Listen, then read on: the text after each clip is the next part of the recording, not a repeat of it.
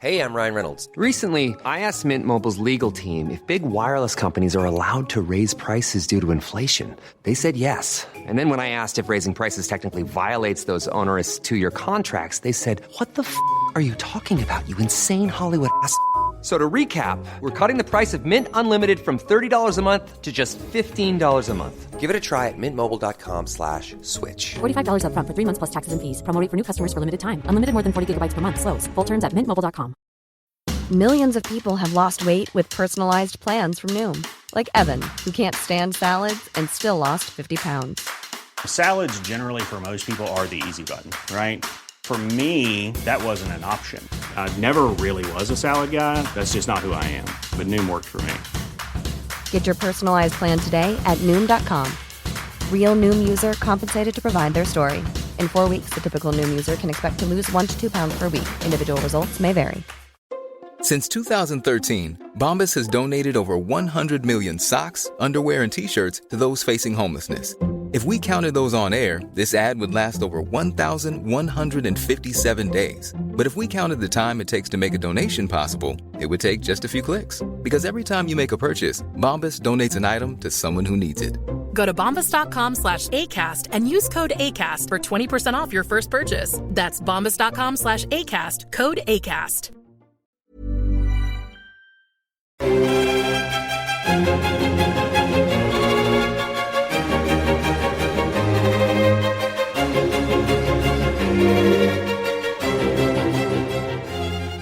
Hello and welcome back to the Napoleonic Wars pod. We've got another cracker lined up for you, but before I dive into that, folks, a reminder, this is specifically for the people who subscribe or are on Patreon as one of the patrons, I guess. The clue's rather in the name. As you will have heard from the exclusive announcement episode, small episode thingy that went out, thingy being a technical term, as ever, you will need to double check that announcement and the perks and make sure you're not being overcharged because the perk system is changing. For those of you who don't subscribe to the Patreon system or the Spotify exclusive episodes, you don't need to do anything. You're just going to be able to enjoy the fact that more stuff will go out for free. It's all because I've got a Leave a Hume Early Career Fellowship, humble brag right there. But I'll be at Portsmouth University, and so basically I don't need to use money as this podcast as a means to generate money. So good times ahead for the Napoleonic Wars pod. Enough about that. Let's dive into what promises to be a really cracking episode. I talk a lot about the British Army. I'm aware of that. We're going to bash that well and truly on the head in this one and talk solely about the French. And I'm delighted to have back a cracking historian, a regular contributor to this show at this point. Graeme Callister is in the house. If you're not familiar already, Graeme is Senior Lecturer in History and War Studies at York St John University. He's the author of War, Public Opinion and Policy in Britain, France and the Netherlands, 1785 to 1815. You can get that from Palgrave Macmillan. And he's co-author of the, I was going to say award-winning, I can't actually recall if it's award-winning, it's certainly best-selling, Battle Understanding Conflict from Hastings to Helmand, which was from Pen and Sword last year. Graeme, welcome back to the show. Talk about commitment to the cause. You're at the tail end of nursing yourself through COVID.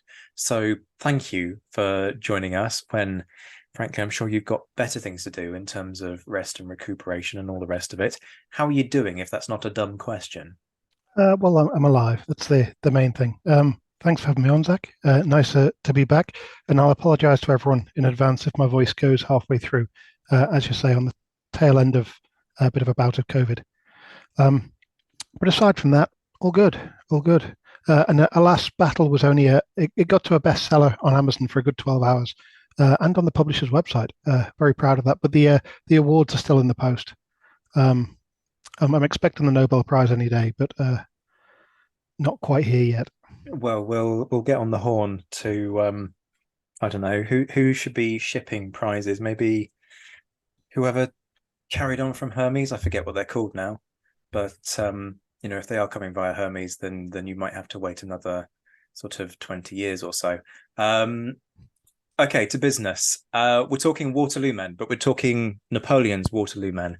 And this is one of those topics where I'm often quite wary when people go, oh, there's some new stuff to know about Waterloo. Because you go, yeah, but this is the battle that we've talked about endlessly. And the trouble, of course, isn't, hey, there's some new stuff. It's that people go, oh, look, I've got this new perspective. And you just kind of go, yeah, that's great. But we've heard that about 4 times before in several different publications, and there's nothing new here. And a lot of the books that come out are just bandwagoning, he says, as if he doesn't bandwagon shamelessly on this podcast. But they are bandwagoning in terms of Waterloo sells well. And so research on Waterloo does sort of sometimes make me suck my teeth and go, is it really new though? This is not the case when it comes to this. This is exciting. It's groundbreaking. We're going to talk about the methods and the techniques behind this, but I think this might be one of the biggest social studies ever attempted for the French army during this period. I'm going to emphasize the one of, because I'm aware that there are a couple of kind of social studies of armed forces during this period in the pipeline, but it's a study after my own heart. I'm going to kind of be openly biased about that. I'm looking forward to hearing what you've got to say, but also reading the book when it comes out, because yes, people, there will be a book. But before all of that, and before looking at what your work has dismantled when it comes to the perceptions about Napoleon's men in his Waterloo army, I think it's important to take a little look at the tropes that tend to dominate the discussion. There's a lot that gets peddled. This is, inverted commas, the worst army that Napoleon ever commanded. End inverted commas, according to some folks. We'll debate that in due course. This was a green army that had never fired a shot in anger, and all of the men were sort of untrained boys. Those are the two that immediately spring to mind. But I mean, you're the guy who's done the research. What's your sense of the tropes that we could do with bashing on the head when it comes to discussing this army?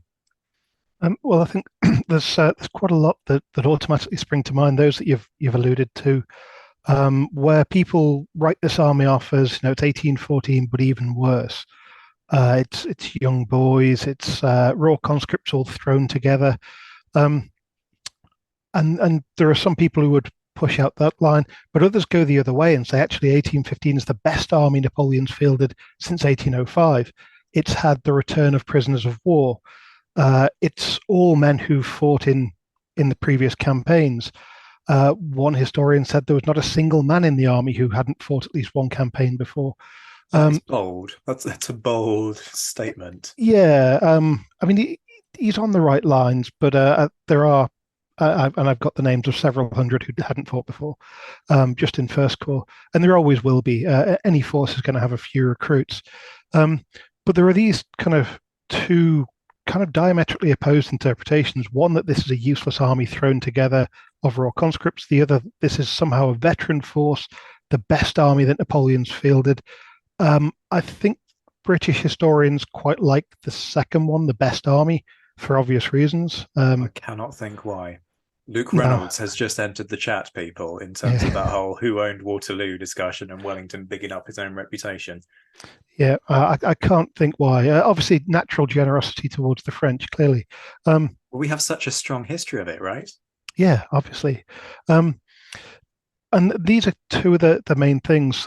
People also talk about the units themselves. They are veteran units. They can trace them back through the Napoleonic Wars, list the battles they've been at. A lot of them have fought the British before in the Peninsula, rarely successfully, it needs to be said, but a lot of them have experience. There's a big trope here of that Napoleon starts himself in his speech right on the eve of the Waterloo campaign, of there being a huge number of men returned from British prisons, from the prison hulks who've been maltreated by the British and who are out for vengeance. There's even some officers who say, half of our unit were former prisoners of Britain, wanted revenge. I've gone through the stats and looked at those. I can talk about that later. There's an idea that this is an army that's all French as well.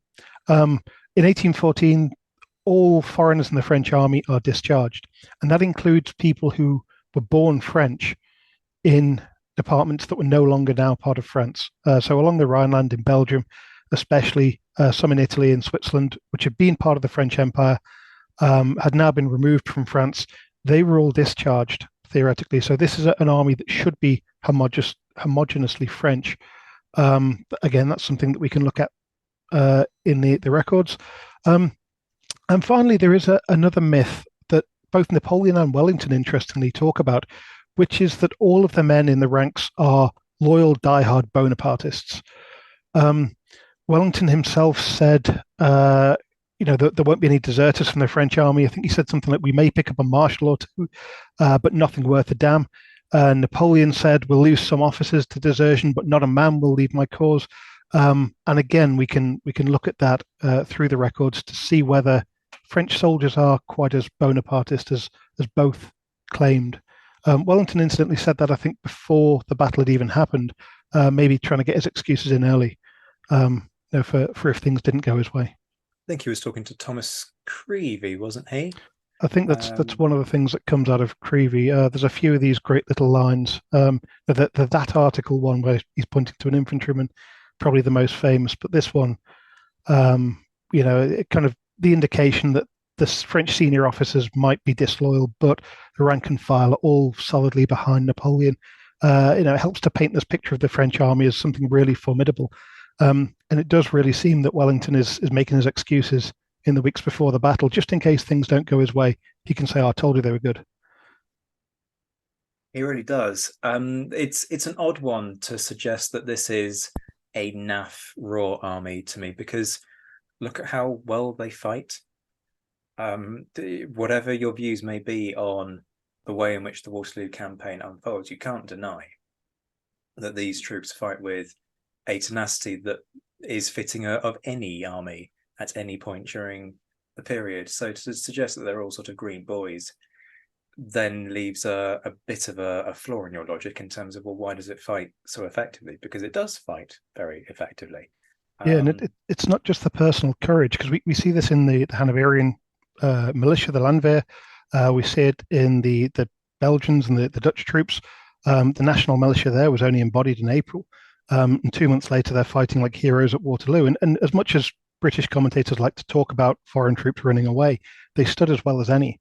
And raw courage was there. Where they fell apart was normally in organisation and effectiveness of firepower, effectiveness of fighting. But that's where the French army shows not just personal courage, which you don't need to have been in the army more than a minute to show courage, but to fight effectively. And as you say, they do fight effectively.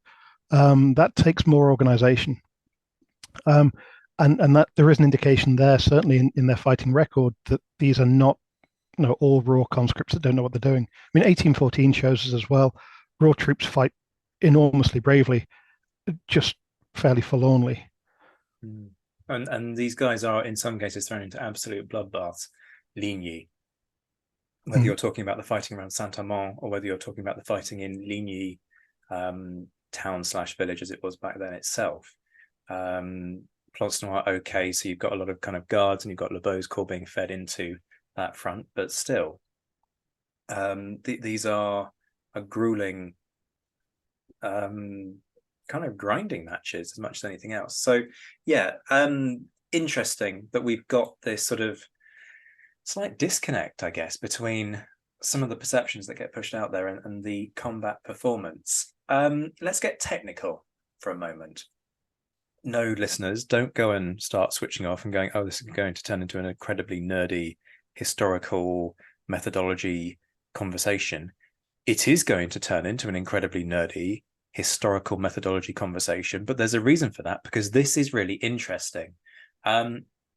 So far you've looked at D'Erlon's corps, right? So I'm trying to think off the top of my head. By the time they're at Waterloo, they've got something like 11,500 men, I want to say. D'Erlon's corps is the most complete. D'Erlon's first corps is the one that spends the 16th marching between battlefields. So there's a total mix-up, and we can get into that later if you want. Yes. They barely fire a shot on the 16th. So when they arrive at Waterloo, they've still got 4 complete divisions of infantry, a complete cavalry division, and it's about 20,000 men all told. So they make up the bulk of Napoleon's kind of frontline units, I suppose, at Waterloo. Just before we talk about the work that you've done and how you've got there with these guys, a little question that's niggling at the back of my mind. D'Erlon, as you say, he's the one who kind of marches between the two battles and effectively, in some respects, screws up the Waterloo campaign for the French, because if he's committed at either, it's game over for the Allies. But from what I remember, he leaves a small force in this sort of Wagnerly, Saint-Amand, the kind of extreme French left of Ligny position. So what happens to those troops? Do they get kind of recalled to their respective divisions post Ligny? Yeah, so that's Duret's 4th Division and Jacquinot's cavalry division get left at Ligny, because basically Duret, although he's 4th Division, he is leading the corps on their march north on the 16th. And when the order comes from Ney to return to Quatre Bras, he has a bit of a fallout with D'Erlon and says, no, we need to engage here.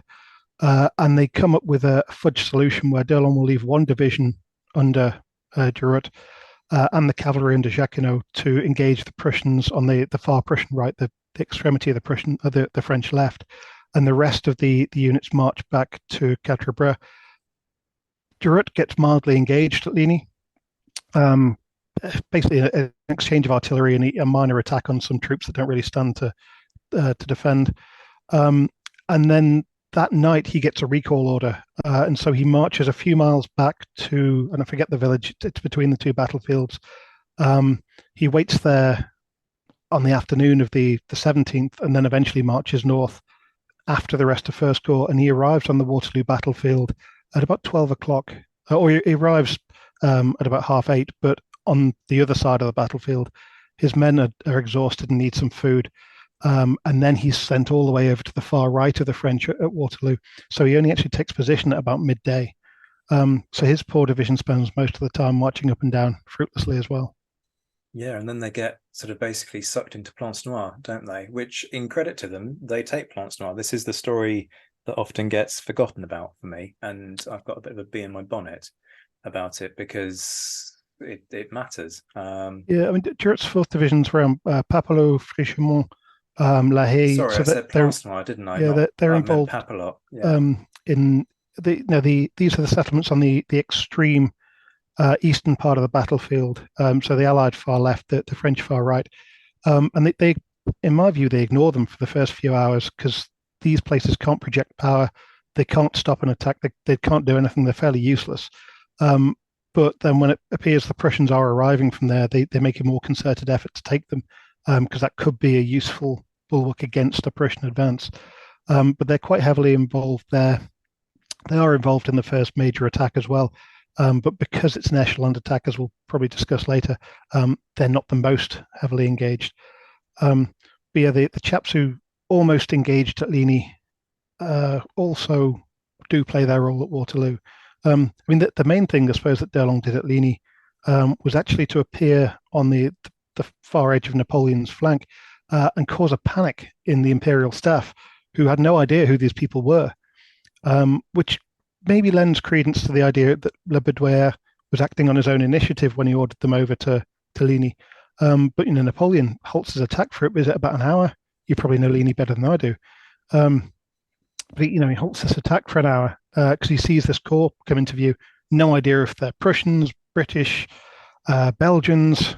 I know he simply can't tell. So D'Erlon, I don't think it's his fault, by the way, but his corps does cause real problems for Napoleon on the 16th. Yeah, you're dead right. He's about to send in the Imperial Guard, and then as this force this dust cloud more than anything else begins to appear in the distance, he has to halt it because nobody knows whether they're friend or foe. And part of the issue is that the troops are arriving where nobody's expecting them. So they are anticipating the arrival of D'Erlon's reinforcements, but they're expecting them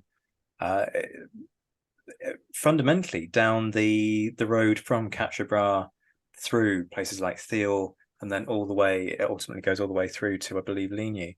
and that's not where they materialise. They materialise sort of in the French right rear, because Ney hasn't secured the Quatre Bras crossroads and then sent D'Aulon's corps over.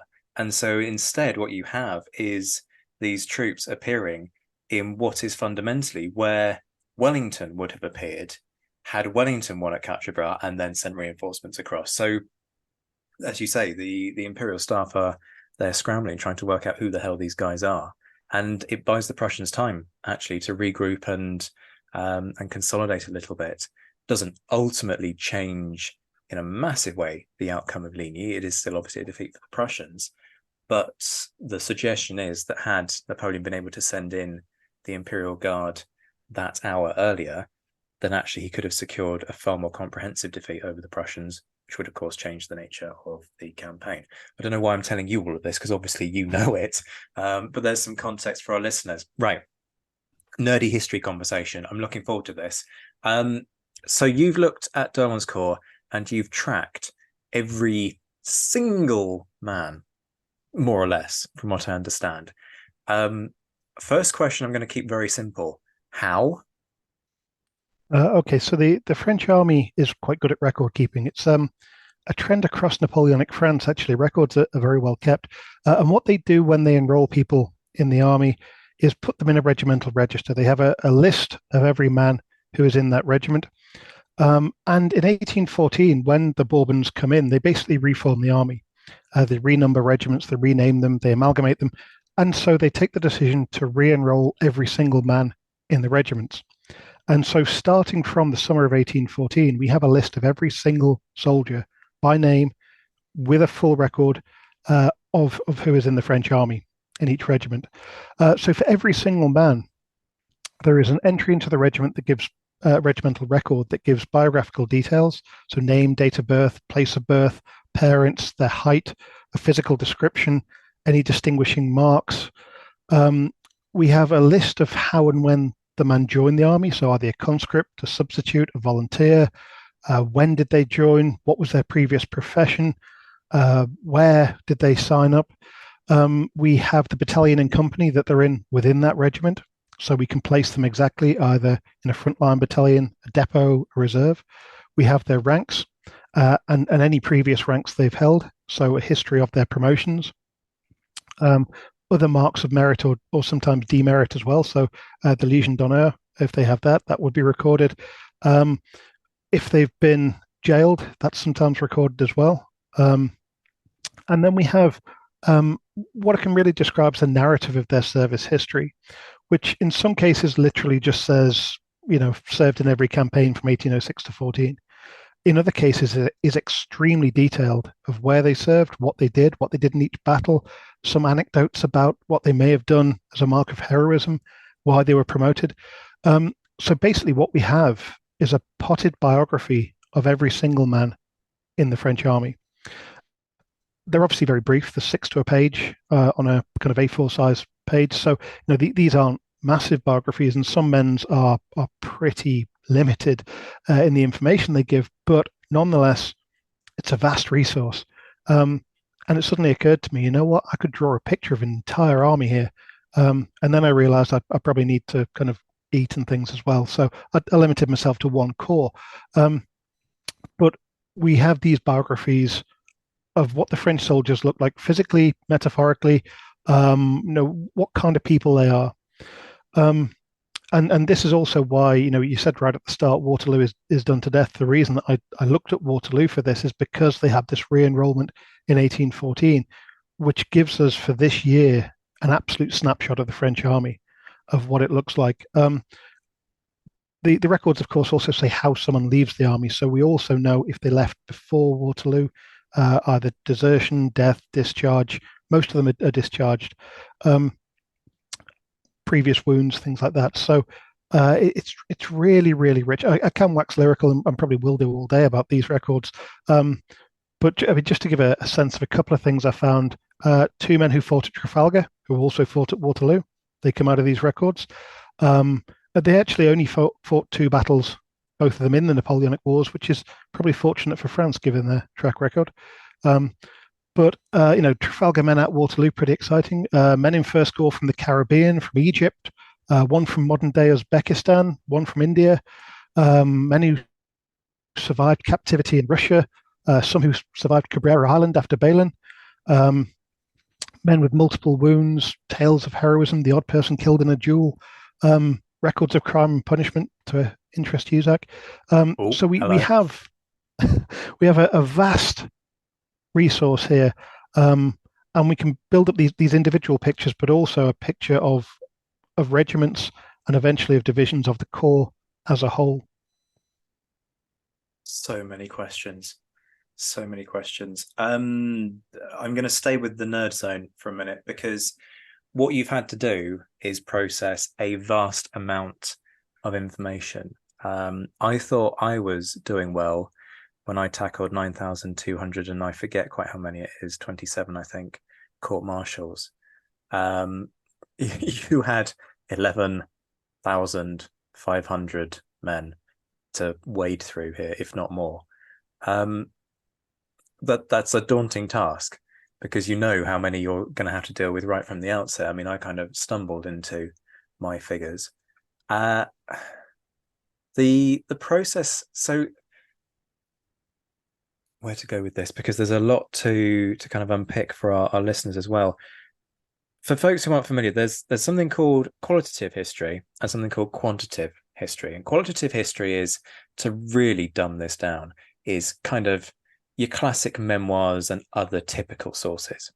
Whereas quantitative history is, goes in the word, kind of about numbers. So putting together large data sets and piling all of that information into spreadsheets, and we're not just talking necessarily Excel spreadsheets. We'll get into quite what you use in a minute, but lots of different, there are ways that you can kind of connect all of these different tables into really complex, fascinating databases.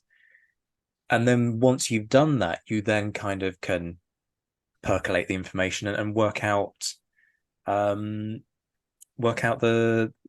outcomes of all of this. Personally, I've never believed that you can do. No, that's not quite true. You can do qualitative history without doing quantitative, provided you're using a significant body of sources and not just one or two. That's an obvious kind of caveat. I've never believed that you can do really compelling quantitative history without then also, alongside that, doing a decent qualitative study. It doesn't need to be a comprehensive qualitative study, but it does nonetheless need to be good. What's your assessment on that? Have I basically just sort of deeply insulted you? No, I'm absolutely on board with that. Okay, that's a relief. So you can do quantitative studies where you can crunch the numbers, you can get stats, but the only way you can interpret those numbers and stats is through qualitative data as well. So I could tell you the average age of a man in Napoleon's army, but what would that mean if we didn't have any context? Would it mean that they'd just been recruited that year?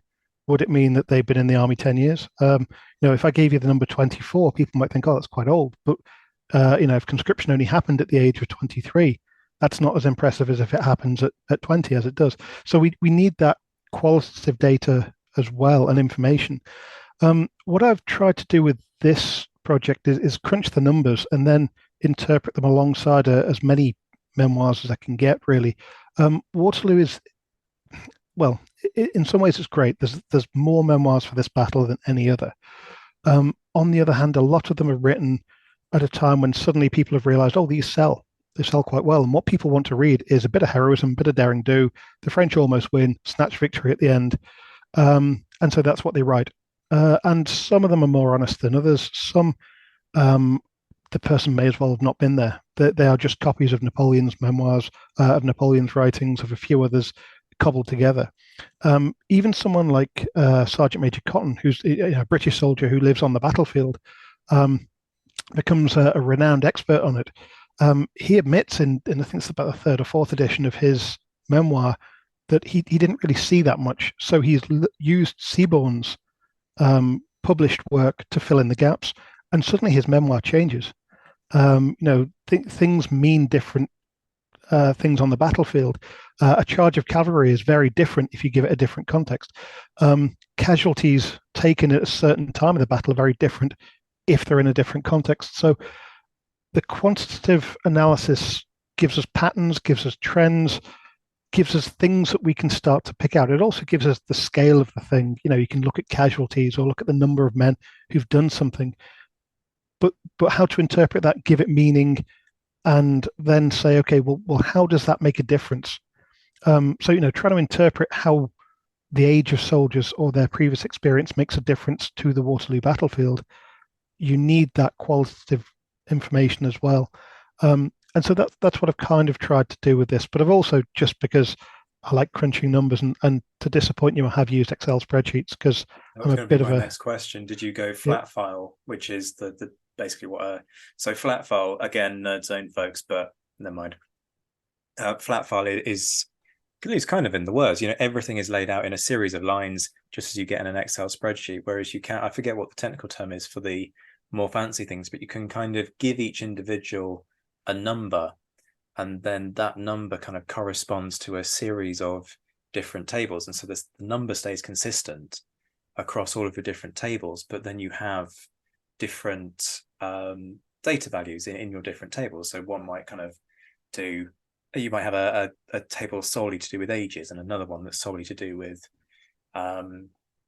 let's say campaign history, and another that's solely to do with trial data. And depending on what you want to do with this information, you can kind of have this really complicated web of interlocking things.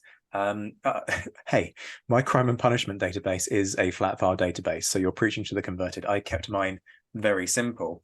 The irony was I crafted my flat file database, then sat down with a colleague who had worked with something far more complex, and at the end of it she turned around to me and said, well, for what you want to understand, you're probably best off with a flat file anyway. So sometimes the simple options are the better ones. Yeah, absolutely. I've gone for that flat file approach. There's a different file actually for each regiment, just because once you get past about 2,000 rows, and each row has about 19 columns. So there's 19 data points per soldier, and some of them are kind of duplicated. They've got basically a tick box 1-0 binary for killed, wounded, captured, or deserted. So that kind of 4 of them is really one. But say there's then 16 data points per soldier, and if you get past kind of 2,000 rows on that, I found it got very clunky. It's probably my computer as well, but I basically made a different file for each regiment. But what you can do with Excel, and it is brilliant, you can reorder each column without losing the overall data. You can compare things, you can make graphs, you can make tables, you can make charts. Anyone that uses Excel, I would encourage you just play around with it for an hour or two.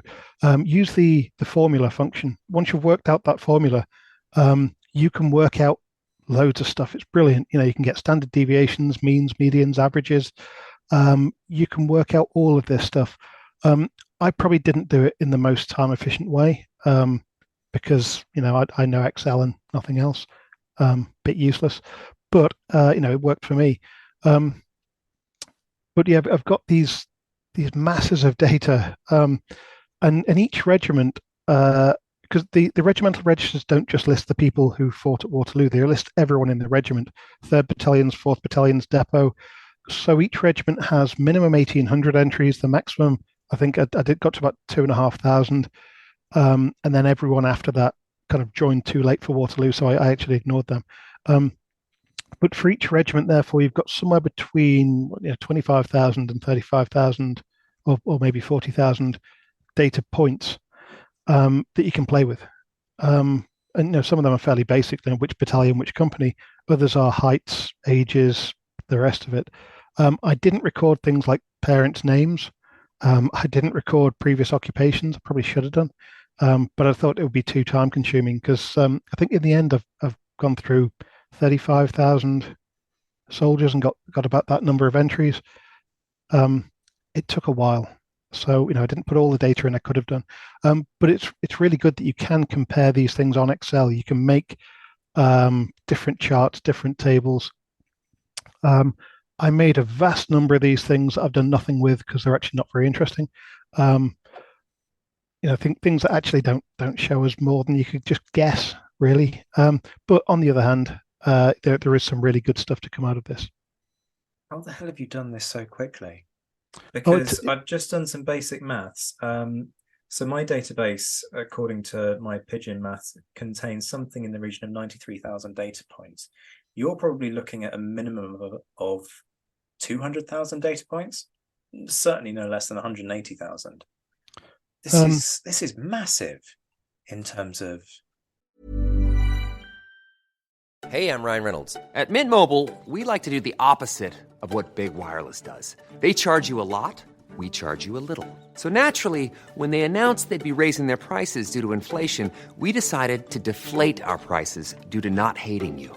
That's right. We're cutting the price of Mint Unlimited from $30 a month to just $15 a month. Give it a try at mintmobile.com/switch. $45 up front for 3 months plus taxes and fees. Promo rate for new customers for limited time. Unlimited more than 40 gigabytes per month. Slows full terms at mintmobile.com.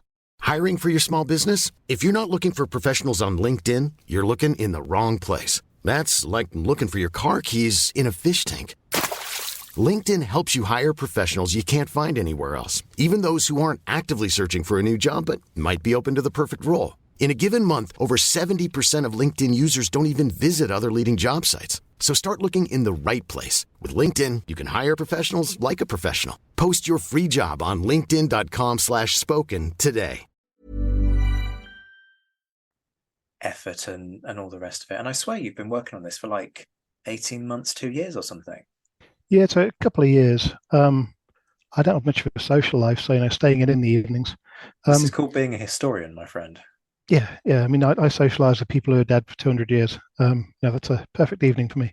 But these documents are they're readily available. The regimental registers, the French military archive has done a brilliant job of putting the line infantry regiments registers online. So you can get all of this data. It's the raw images of the file, so you have to be able to read handwritten French still. Nothing is transcribed particularly, but you can go through them relatively easily, and they're kind of handed to me on a plate. I haven't had to go and dig them out or find them elsewhere, so I guess that saves a lot of the time. And they are quite repetitive, so you know what you're looking for after a while, because they're on a pre-printed form. There's 5 or 6 boxes that are filled in. You know where you're looking for each bit of information, and I didn't go into as much detail on soldiers who say were discharged in 1814. I just noted down the biographical details. Very rarely noted down of the stuff unless it was really exciting. A man who saved the Eagle at Talavera, who I still can't find anything about from the British side. It wasn't a rifleman that tried to take the Eagle, so don't get too excited. But all the sharp conspiracy theorists have just jumped straight online. There is evidence that somebody tried to take an Eagle at Talavera. Yeah, it was a dragoon apparently. Although I've recently been asking around, and me and Mark Thompson think it might have been a Spanish dragoon rather than a British one. The record says English dragoon, but they may have got mistaken. But things like that I may have noted down, but most of the time I didn't. So of the 36,000 men that I looked at, the 20,000 who were at Waterloo, or kind of 17,000 at Waterloo, got the most attention. But yeah, it's a bit of an undertaking, this one, and I assumed it would be a bit quicker when I started. I have to say, naivety. I thought a few seconds per entry, that'll be easy. Oh no. But if anyone wants to go through them, you don't need to do 36,000 entries. You can just pick a year or two and do that. They're definitely worth looking at. Certainly are. It's fascinating. And I suppose we should come out of the nerd zone, shouldn't we? But a couple of quick ones on this. You mentioned things like Légion d'honneur being listed. Roughly how many had a Légion d'honneur by this point that were in the 1815 force? Oh, I couldn't tell you off the top of my head. I unfortunately, that was one of the things I didn't note down in a separate box. I just put it in my list of notes, so I'd have to go through that. But it's not that many. We're talking a very small percentage of the force, but it is also men of all ranks. There are private soldiers with the Légion d'honneur. Sergeants, obviously, adjutant, sous officier, sergeant major, the ranks that you'd expect to be boasting these things, but also just some private soldiers, probably illiterate soldiers, because you couldn't normally get promoted without literacy, but soldiers who've been there a while. Most of them who are still in the army got their Legion d'Honneur in the last couple of years before the Waterloo campaign. A few actually got it on the anniversary of Waterloo. 18th of June 1813. There were a few that were awarded, which I thought was kind of a cruel date. They wake up on the 18th thinking, "Oh, it's going to be a good day." 18th of June always works well for me, and then not so well 2 years later. Yeah, that notion wouldn't have aged well, would it? In terms of, you mentioned you've got kind of hints towards where some of these people come from. So, for example, you found a guy who originates from India, but of course the question mark then becomes, were they born into a white European family out in India and then went back to France, or are they of Indian ancestry who, for whatever reason, ended up in France and decided to enlist? Do we have any strong indications of where some of these individuals came from in terms of ethnicity, and whether or not we can kind of start to point towards, I'm not asking you to pluck a figure out of the air, quite why you'd pluck a finger out of the air either, I'm not entirely sure. But is there any kind of indication that actually a proportion of this force, perhaps a bigger proportion than we would naturally assume, would have been sort of not white European? And the physical descriptions actually give us skin color for a lot of the soldiers, which can be an indication. In terms of the chap from India, if I remember rightly, I think his name was Jacques de Saint-Albin. So I'm assuming he is of French parentage who moved back to France. I think he's born in 1781. So yeah. Whereas the chap from modern day Uzbekistan, his name's Casimir Blot. It's a bit more difficult to pin down exactly where he might be from by purely the name. I don't think the physical description there says much. There are half a dozen men from the Caribbean who are noted as either being black or they use the word coloured. But interestingly, that word also kind of teint coloré, so a kind of coloured tint, I suppose you might describe it as, is used to describe people who I think are just from the south of France, kind of with a heavy tan. So it's not always clear exactly what they're talking about, but certainly black soldiers from the Caribbean, there are some, probably half a dozen, at least 4 Egyptians, possibly 5, but one of them is registered as being in a 3rd battalion. And most of the 3rd battalion men transferred to the 1st or 2nd. His record doesn't say whether he did, so I can't say he was definitely there, but at least 4 Egyptians who joined the army when the French army was in Egypt. Only one of them actually joined the Mamelukes, the other 3 straight to a light infantry regiment, the 4th Light. And they are definitely of Egyptian descent. And their names get somewhat butchered in the registers as well. But it's clear that they are obviously of Egyptian descent. So we can tell from the records a bit. Most men with what you count as a traditional French name, perhaps, though, you couldn't tell ethnicity unless it's explicitly noted. In some cases it is, many cases it's not. But I'd say you've got at least a dozen men of colour who fight at Waterloo in First Corps alone. Possibly, well, almost certainly more in the other corps and other units.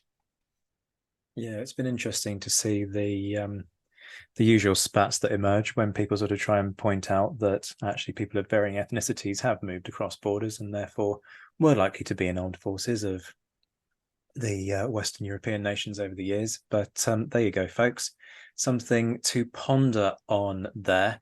We've talked a fair bit about the scope of these sources to tell us a lot. Let me just be a pessimist for a second and say, what are the limitations of the data that you can pull out of these?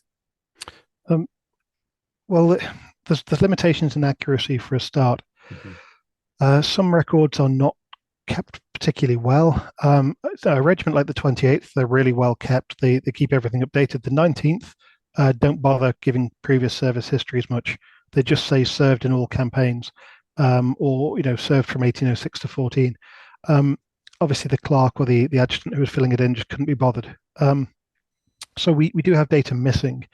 In some of the records, they don't fill in bits and pieces. No, maybe don't fill in the conscription year, or don't fill in the employment record, or whatever it might be. At other times, if you trace a record back through several regiments, you find several mistakes and inconsistencies. So there was one chap who was registered at I think about 197 centimeters. And I was quite interested. This is a giant for the time. And then I found his original inscription record in another regiment where he was registered at about 153 centimeters. Mm-hmm. Now he first registered when he was 13, so that could be natural growth, Okay, but yeah. growing a foot and a half, even from 13 to 18 with extra food, is unusual. So it's not quite clear how accurate some of these things are. Names also change a bit. Sometimes horrendously change. So if you didn't know it was the same man, it would be almost unrecognizable. So there are limitations there. We've also got to bear in mind that these are records kept by humans. They fill in what they want to. So to give a couple of examples, the 19th line, I think it is, has, if I remember rightly, 263 men listed as killed or wounded or captured. Oh, sorry, no, killed or wounded at Waterloo. Of those 263 men listed as killed or wounded, one has a description of how it happened. Only one. Now, is that because 262 they didn't know? Is it because, again, the 19th is the one where they couldn't be bothered filling in much? So is it they just couldn't be bothered filling it in? Was it this one was so horrific that's the only one they remembered? We don't know why this one was filled in. And he was shot in the lower abdomen, so it could have been horrific. But because we don't know why, it reminds us that these are filled in by the choice of someone. So someone has chosen what to put in there, what not. And so, there is a process that we have to go through with any source of considering the provenance, of considering who created this and why. So there are some of the limitations. Other ones, of course, are that if you're basing this or doing a qualitative survey, a quantitative survey of something like heights, of ages, you do need them to have got it right. Heights especially, I suspect they sometimes just guess. Some of them are really accurate down to the 0.1 of a centimeter. Others, they're just 165. That comes up a lot. 166.6 comes up ridiculously often. And I don't know whether that is because a lot of men happen to hit that height, or whether they just look at them and go, yeah, 1 2/3, that'll do. So it's not entirely clear why certain patterns emerge. But the accuracy of information, the lack of impartiality, possibly these are limitations with these as much as any source. There's a very small corner of my brain that just kind of heard the 166.6 and wondered if there was some kind of in-joke going on there, whereby 666, number of the beast. I know technically it was originally meant to be 606, so I don't know at what point it then got morphed into 666, but it just occurred to me maybe that's a thing going in there. What you suggest is far more practical and sensible. It may well be they looked at some people, or they had some department in mind and thought, right, he's the devil. He's from this department I don't like, stick it down as 1666. It could just be that jumps out as a pattern in my mind. When you look at things, 165.3 is not an interesting number. 1666, that sticks in your mind. So it may just be that I'm remembering them more frequently. But again, the problem is we don't know why people fill these things in. And so to treat this data set as kind of pure empirical data would be problematic. I think you have to remember with this data set, as much as anything, it's curated by a human. So anyone using it, I would advise using it with the normal skills of a historian. Be critical. You've done a really nice job there of giving us the indications of the challenges of data. That the danger very often, if you crunch some numbers, is to go, this is empirical and this is 100% fact. And this was why I was so keen to have you on to talk about this. I know it's taken me a long time to actually get around to it, but I think, and this is something that I feel very acutely with the crime and punishment research, a lot of people kind of hear the numbers and they think that the numbers tell you every element of the story, and actually it's not the case in the slightest. I'm also conscious that we've been going for about 3/4 of an hour, and we haven't got to sort of nitty gritty of these men and what their stuff tell us. So I'm hoping we do this in 2, but this could actually end up being 3 episodes coming out of this. But we shall see where we get to, because I don't want to rush this. I do think we want to start drilling into some of these men, though. In terms, and this, I'm hoping this is kind of a quick one. In terms of these men's social standing, there are a lot of generalizations that get thrown around, probably going back to Wellington, quite frankly, about how the British rank and file didn't consist of gentlemen. Okay, yes, people will be shouting at me going, "Oh, gentlemen volunteers," but they were the exception rather than the norm. Whereas Napoleon compared the French force more favorably because it was a conscript force, and so therefore, in his view, came from a higher social strata because it encapsulated a much bigger proportion of society, because it was a snapshot that got conscripted. Now, there are problems with that in what you've suggested already. You've got volunteers, you've got people who can be substitutes for conscripts, as well as those who just get conscripted. So what kind of fell out of your research when it came to sort of which proportions of society these guys were coming from? Yeah, these records actually give us a bit of a clue about this.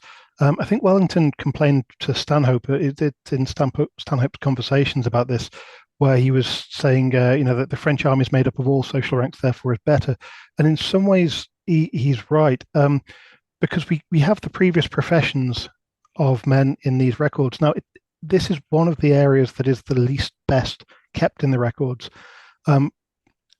But we can see the professions, and for the most part, the most common things we see are journeymen, labourers, viticulturalists, weavers. So kind of traditional, I suppose, traditional professions for men in an agrarian society. But also some are recorded as writers, by which I think they mean clerks, as merchants, as medical students, law students, legal professionals, coroners even. So we are seeing the kind of, not quite the gentry strand, but the solid upper part of the lower orders, I suppose, the tradesman class in Britain, perhaps, who are traditionally the ones who wouldn't join the army as much. Their sons might, but if they did, it was for an adventure, and their parents might try to buy them out.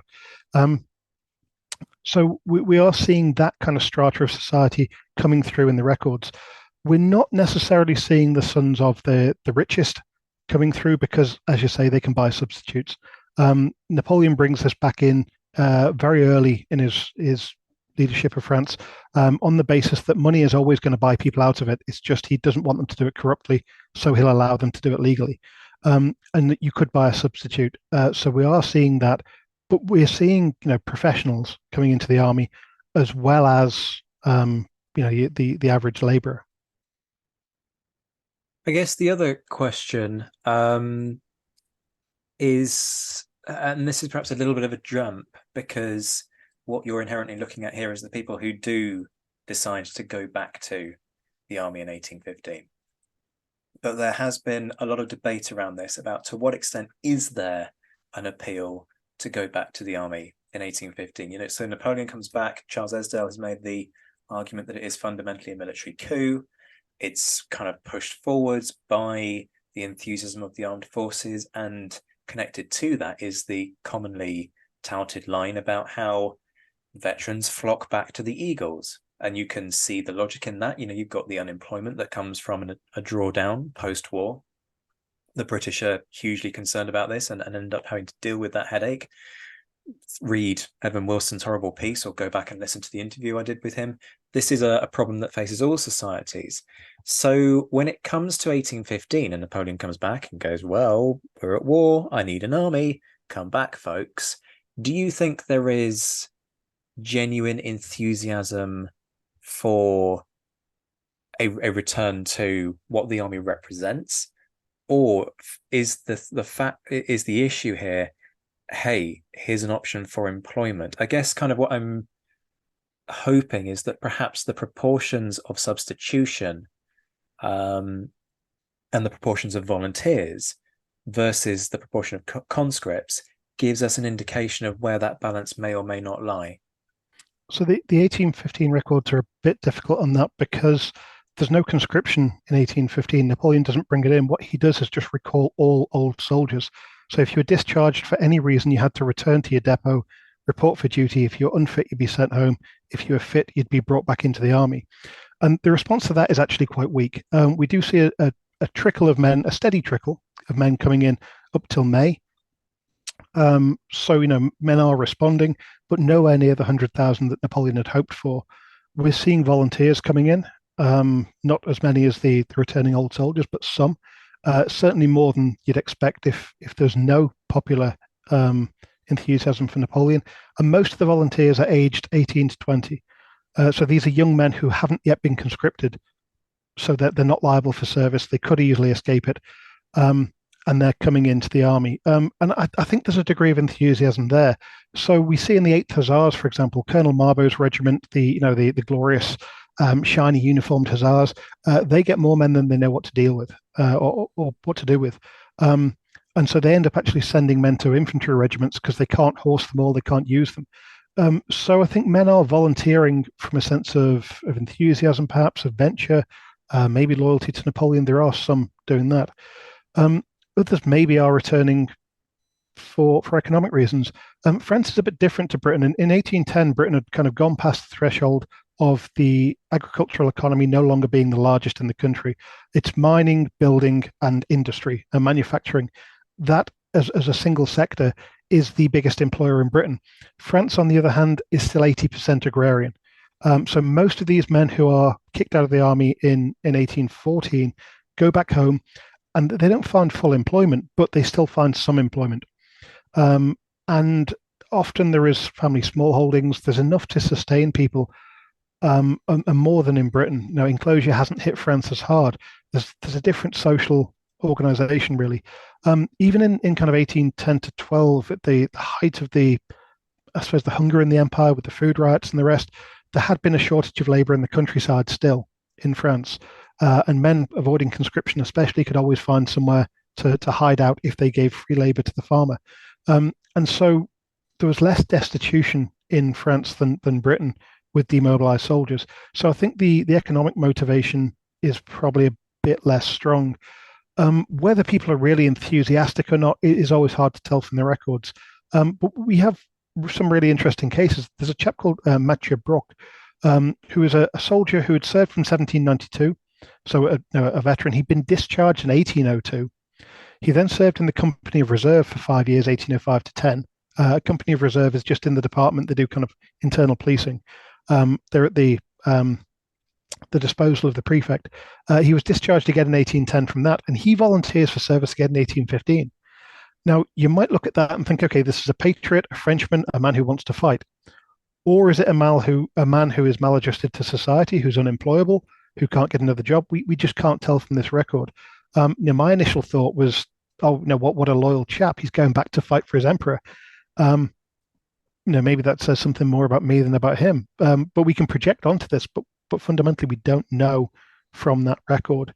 But there is also an issue here, right, in that we don't know these individuals and their characters, and that in turn, so there is I'm a fan of the Jack Reacher series of books. Yes, folks, you can judge me to your heart's content, but I think Lee Child is, certainly the earlier ones are absolutely brilliant. And one of the things that he does, because the protagonist is a military police officer, is he talks about kind of the psychology of people who join the armies. And he talks about, some join because of economic hardship, some join because they are patriots, and some join because they are, to a greater or lesser degree, slightly psychotic, and they enjoy the fact that the army gives you a legalized form of killing. Now, we don't know this guy to start casting aspersions about his character, but this is kind of what you're alluding to, right? That there is that possibility that actually some people are looking at the army as a way to scratch that psychotic itch. And that's a very sort of macabre thing to point out, but we have to remember that we're dealing with humans here, and you're going to get the full spectrum of humanity within a force that is drawn from society. Yeah, absolutely. And Joanna Bork wrote a really interesting book, An Intimate History of Killing. Not one I recommend reading on a bus, by the way. No one comes near you if you do that. Oh, mate, so sexual assault has quite obviously been in the news recently. An integral part of my research has been sexual violence within armed forces, as you can imagine, and what the army does and doesn't do with it. And there is a book by a French scholar called Georges Vigorello that is entitled A History of Rape. And as you can imagine, it's essential reading for that kind of research. Read it on a train, especially given the cover, which is kind of one of these ancient scenes of an abduction, and sort of, as you think of a kind of Raphael style thing with clothing being all over the place. The looks that you get, don't read that in a public place, people. In my naivety and lack of thought, I did read it on a train and decided I wasn't going to repeat that again. So sorry, I've interrupted you, but yeah, I'm with you. There are times when you need to be careful.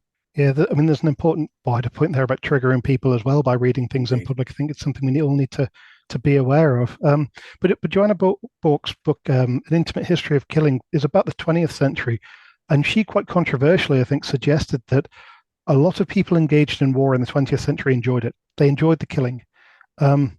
Killing was gave a sense of pleasure that nothing else could. And she goes into it in great depth in the book.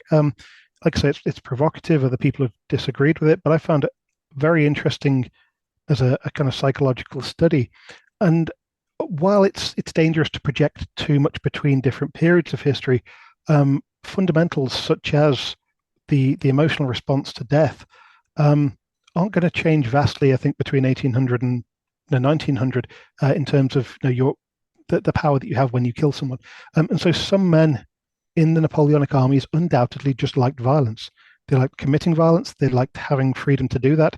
In the French army, especially, where once you are in that uniform, you go across the border, you're given license to basically do whatever you want to the local population. And in 1815, by the way, the army did what they wanted to northern France. The 2 months where they're building the army, April, May, and early June of 1815, they treat northern France like an occupied territory. They're pillaging, they're plundering, they're molesting, they're attacking the locals. There are examples of them getting on well with the locals, but there are hundreds of examples of the departmental authorities complaining and saying, "Can you stop your men from pillaging our people?" And the army says, "Well, that's kind of what they do. We've trained them to do this. We've allowed them to. Sorry." So no, some of these men will join up for that kind of license to commit violence, and we don't know these men.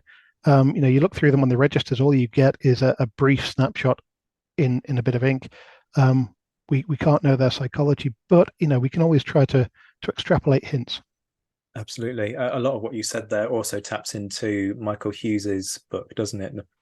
Forging Napoleon's Grande Armée, and that folks will have heard me talk before about that kind of the culture of sexualized violence that seems to have existed, and the conflations of conquest of territory with conquest of people, whether that's through murder, killing people on the battlefield, whether it's atrocities against civilians, or whether it is sexual assault. Lots of discussions that we have periodically on this show, all kind of feeding into this episode, which already has hit the 1 hour mark.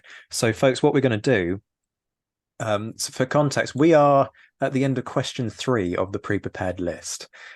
So what we're going to do is we are going to hit the pause button, and Graeme and I will continue this discussion for you in due course, but I'm not going to cut short such a fascinating, wide-ranging, but also deep study of a force that we haven't understood as well as we now have the opportunity to. And why would I restrict your opportunities to delve into that? Because let's be honest, when this book hits the shelves, you're going to want to go and buy that book.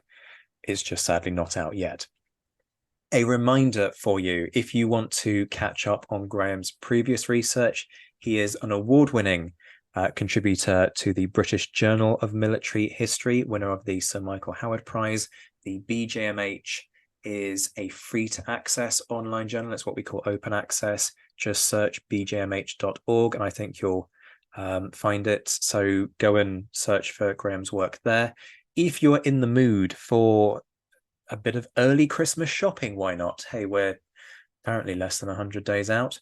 He shudders as he says that. The two books that you want from Graeme are War, Public Opinion and Policy in Britain, France and the Netherlands, 1785 to 1815.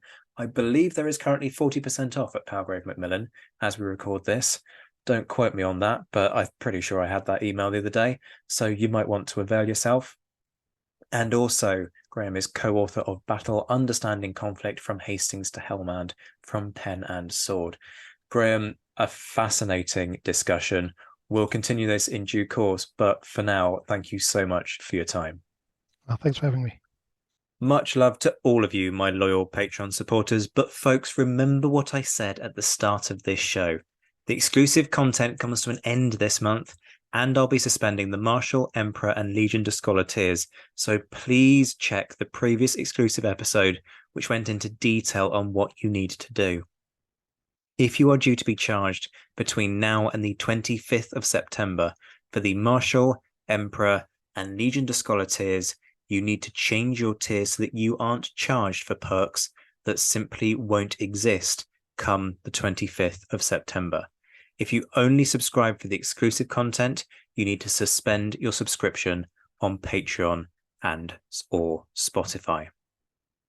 Shout outs to my mentioned in Dispatches patrons, Rob Griffith, Brendan Teeling, Beatrice de Graaf, Lynn Dawson, Lucy Tatner, Jim Deary, Josh Keeney, Colin Fieldhouse, Stephen Colson, Jim Getz, Jeff Maple, Ed Koss, Indiana Fats, Hugh Brennan, Alistair Campbell-Grieve, Andy Meeking, Mark Anscombe, Bruins Girl, Mark Trowbridge, Miles Reedy, Nick Overland, Graham Goodwin, Rachel Stark, Chris Pramas, Anthony Gumbau, Andrew Wright, Anonymous American, Martin Pisani, Sam Gurman, Robin Brasher, Hospitaller, James Fluick, Natasha Hobday, Roger O'Donnell, Rod Schwager, Chris Kimball, Gary Dennis, Ted Andrews, David Malinsky, Stephen Gillen, Richard Anderson, Arthur Forgy, Reto the Sci-Fi Fan, Adam Green, Timothy Day, Sam Moore, Stephen Flanagan, Wyatt Pollock, Ulrich Decado, David Graylick, Armin Darban, Rob Coughlin, Noah Fink,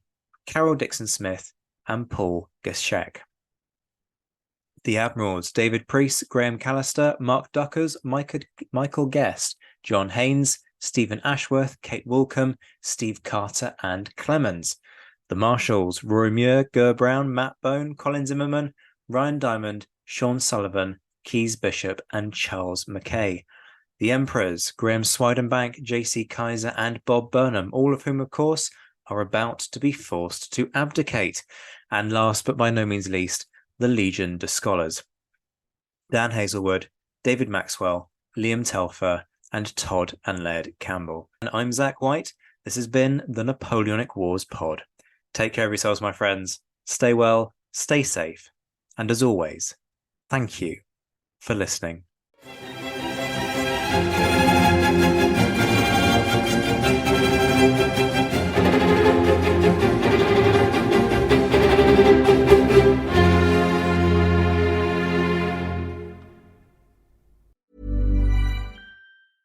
Hey, it's Paige DeSorbo from Giggly Squad. High quality fashion without the price tag. Say hello to Quince. I'm snagging high-end essentials like cozy cashmere sweaters, sleek leather jackets, fine jewelry, and so much more. With Quince being 50 to 80% less than similar brands.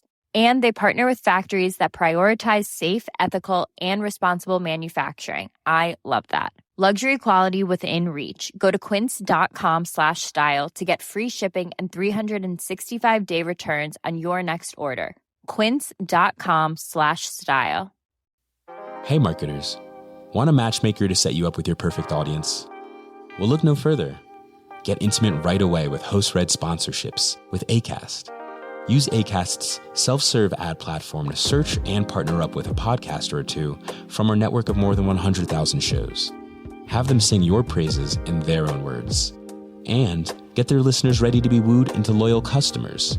It's the ultimate loving endorsement. Book Host Red sponsorships with Acast. Head to go.acast.com/closer to get started.